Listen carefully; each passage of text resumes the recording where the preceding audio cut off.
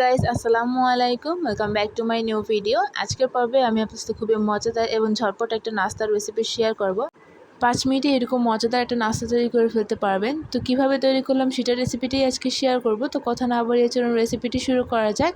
তো প্রথমে আমি একটা প্যানে তেল গরম করে এর মধ্যে কিছু পেঁয়াজ কুচি দিয়ে দিচ্ছি। এখানে পেঁয়াজের পরিমাণটা একটু বেশি দিতে হবে। তো পেঁয়াজটা ভাজা হয়ে গেলে এবার আমি এখানে দিচ্ছি সিদ্ধ করে রাখা চিকেন। এবার দিয়ে দিলাম হাফ চা চামচের মতো গোলমরিচের গুঁড়া, দিয়ে সব কিছুকে একসাথে মিশিয়ে নিয়েছি। তো এরপর আমি এর মধ্যে দিয়ে দেবো আদা, রসুন আর স্বাদমতো লবণ। তো আমি এখানে হাফ চা চামচ করে আদা আর রসুন বাটা দিয়ে দিয়েছি আর স্বাদমতো লবণ দিয়ে দিয়েছি। আপনার টেস্ট অনুযায়ী এখানে লবণটা অ্যাড করে নেবেন।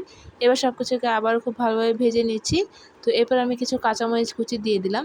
এবার আবারও সব কিছুকে মিশিয়ে নিচ্ছি। এবার দিয়ে দিচ্ছি 1 চা চামচের মতো সয়া সস, দিয়ে সব কিছুকে আবারও খুব ভালোভাবে ভেজে নিতে হবে। তো এবার আমি এখানে খুব অল্প পরিমাণ পানি দিয়ে দিচ্ছি, দিয়ে সব কিছুকে আবারও খুব ভালোভাবে একটু ভেজে নিতে হবে। তো সবশেষে আমি এখানে 1 চা চামচের মতো গুঁড়ো দুধ দিয়ে দিচ্ছি, দিয়ে এটাকে উঠিয়ে নিব। তো এবার আমি এখানে পাউরুটি নিয়ে নিয়েছি। এবার এটাকে এরকম 3 কোনা করে কেটে নিতে হবে। তো এবার আমি এখানে কিছু একটা ডিম এরকম করে ফেটে নিয়েছি। এবার আমি এই পাউরুটির উপরে এভাবে করে ডিমটা দিয়ে নিচ্ছি। তো সবগুলো পাউরুটিতে আমি এভাবে করে দিয়ে নিয়েছি।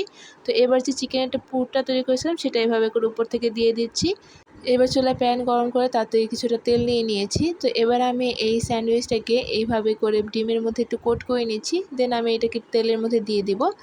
তো এরপর চামচ দিয়ে অল্প অল্প করে একটু ডিমটা দিয়ে দিতে হবে।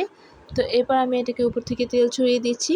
তো এভাবে করে আমি একটা সাইড ভেজে নিয়েছি। তো একটা সাইড ভাজা হয়ে গেলে আমি এটাকে উল্টিয়ে দিব এবং অপর সাইডটাও খুব ভালোভাবে ভেজে নিচ্ছি। তো আমাদের স্যান্ডউইচটা কিন্তু একদম রেডি। তো ব্যাস তৈরি হয়ে গেল মজাদার চিকেন স্যান্ডউইচ। আপনারা এটা অবশ্যই তৈরি করবেন এবং কেমন লাগছে তা আমাকে জানাবেন। তো আমার আজকের রেসিপিটি এ পর্যন্তই। ভালো লাগলে অবশ্যই লাইক, কমেন্ট, শেয়ার করবেন এবং আমার পেজটিকে ফলো করবেন। আল্লাহ হাফেজ।